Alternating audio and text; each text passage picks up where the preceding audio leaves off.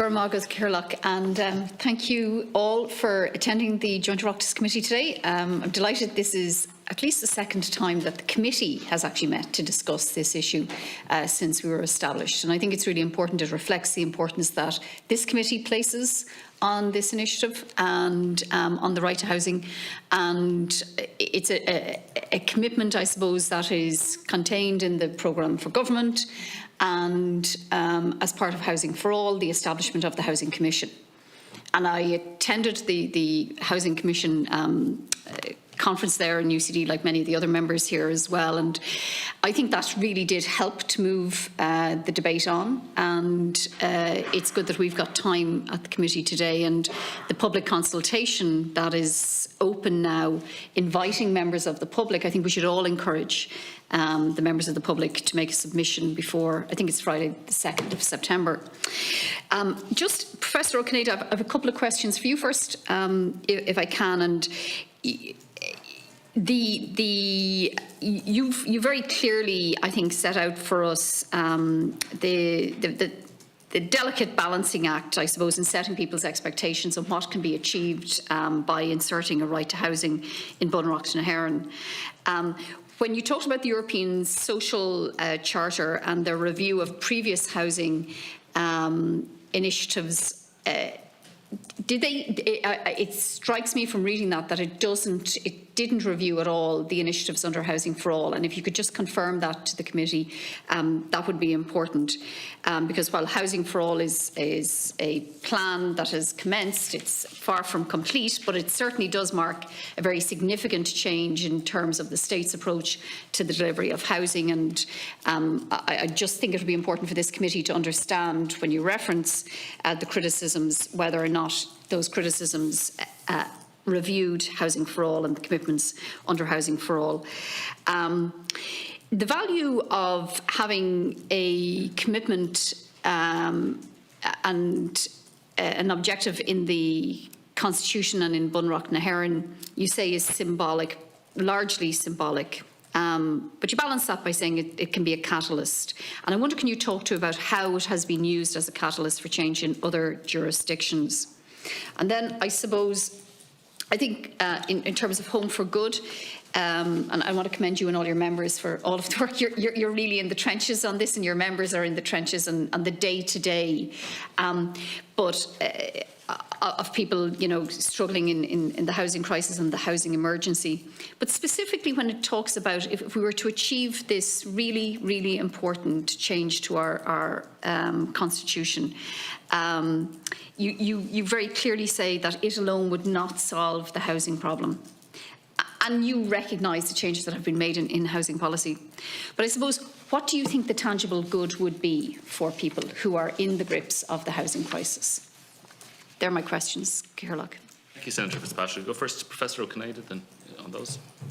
Okay, thank you, Senator Fitzpatrick, for those excellent questions. In respect of your first question, you are right. The committee in its 2019 conclusions noted that housing for all had been introduced and was being implemented, and it effectively reserved its decision in respect of that. It just asked the Irish state to keep updated about progress, and it didn't make any findings about the wider housing situation in Ireland, so to speak, pending information on how Housing for All had rolled out. So if you see the 2019 conclusions of the committee, they effectively suspend any opinion on the implementation of Housing for All, and they do note that has been introduced to engage with the housing problem in Ireland. Their conclusions in relation to inadequate housing for vulnerable groups and the inadequate housing tenure situation of the traveller families in particular are of course a long-standing problem, and their conclusions in 2019 related to earlier conclusions that had run through for most of the 2010s. On the second point, you ask about how I think the key question question in all of this, which is how would a right to housing, if included in the Constitution, act as a sort of catalyst for change? Because, of course, the last thing I think anyone wants is to have a sort of constitutional dead letter, is to have something nice inserted in the Constitution that just sits there and doesn't do much good. I think my own view, and based upon research into comparative developments in this area and in Europe and the wider world, is that there are two general ways in which a right to housing can act as a catalyst. And I'll use the simple categories of political and legal to illustrate the two ways. Politically, I think that there is potential that a right to housing can act as a focus for political change. The symbolic statement that this right is important, that it's a constitutional priority, means that it can be invoked by political parties, by NGO groups, by trade unions and others to push for change. And it also acts as a focus within the legislative branches of Parliament. It is quite striking to me, for example, studying how equivalent institutions as yours work across continental Europe, how there often can be a strong focus on what are known as the social state provisions of continental European constitutions, the provisions of, say, the Italian constitution or the social state provisions of the German constitution that sort of commit the state to advancing social progress, and having constitutional provisions there in relation to something like the right to housing can really act as a focus for legislative review and scrutiny, which then in turn can feed down through the state processes in general. The second aspect is legal. Having a right to housing means that the courts can take it into account when, for example, interpreting property rights. So it can help to rebalance, to compensate for any excessive focus on private property rights that might be hampering a reasonable statewide housing strategy. It can also, as I said, empower the courts to deal with manifest failures by the state. The provision of blatantly inadequate housing, clear manifest failure by local authorities to do the job they should be doing in respect of housing, clear failure by relevant government departments to take the action they should be doing.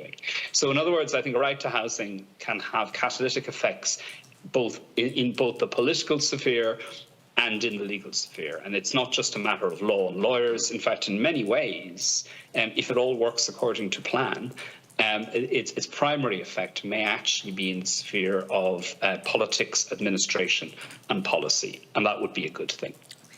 Thanks, Professor O'Cinneide. We're almost out of time on that slot. If you want to just briefly answer on the question from Senator Fitzpatrick, or we can return to that answer if you want to take more time on it. We will get an opportunity to return to it if you wish. Yeah, so, well, firstly, I think Colm has very effectively answered. I probably would have given practical Irish examples to illustrate the points that Colm has made. I think the comparator with education and the way that education is treated in Ireland is one good example. And there's also research, which maybe I'll return to, that was done on rights-based